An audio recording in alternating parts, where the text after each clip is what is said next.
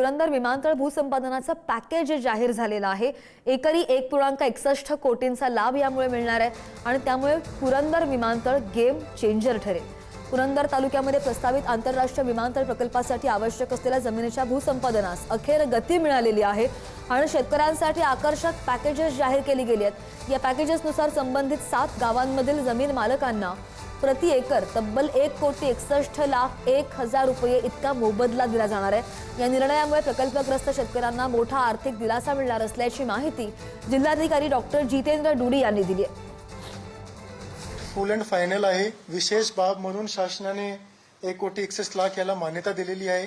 हा खूप महत्त्वपूर्ण प्रकल्प आहे। पुण्यासाठी खूप महत्त्वपूर्ण प्रकल्प आहे आणि कंप्लीट महाराष्ट्रासाठी आणि स्पेशली पश्चिम महाराष्ट्रासाठी महत्त्वपूर्ण प्रकल्प आहे आणि म्हणून शासनाने लोकांनी संमती दिली पाहिजे आणि स्वेच्छेने जमीन दिली पाहिजे। त्याच्यामुळे एक विशेष बाब म्हणून पैसे वाढवून दिलेले आहे। याच्या पुढे एकही रुपया वाढणार नाही आहे। हा फायनल रेट आहे, तर कोणी कोणाचेही असा संभ्रमाला बली पडू नये। सर्व लोकांना सेम रेट मिळेल।